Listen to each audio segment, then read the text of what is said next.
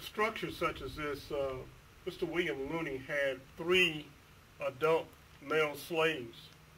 And then the records, there are no records that actually say what they did, but looking at this structure, with the thickness of the wood here, which is a little bit about 6 inches, about 12 to 14 inches in length, and about 5 to 6 feet. This probably weighed about 500 pounds. So this is something that 1 or 2 men couldn't do. So Mr. Looney probably employed or had his slaves to help in cutting as well as installing these massive beams for this log structure.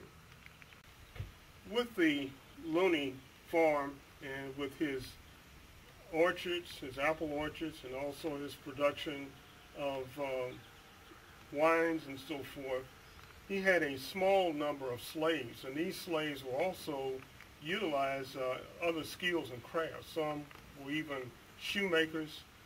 You'll see the fireplace. Some were probably stone cutters, at least they had to have the ability in helping with the stone cutter and arranging stones in the fireplace.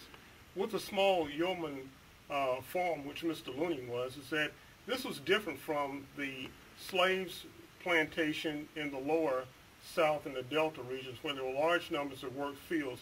In this particular area is more mountainous, so again the crops that are produced or what's raised during that time period had to be utilized a small workforce, and that small workforce had to be a skilled workforce as well.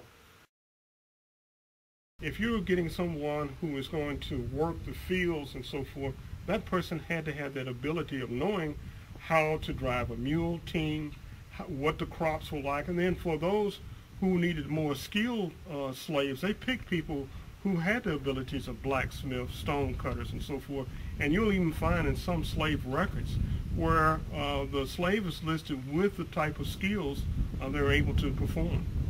And of course, in the market, they went at a much higher price because of those skills. The efforts of the African American after the Civil War, Emancipation Proclamation, in essence, on paper, freed the slaves.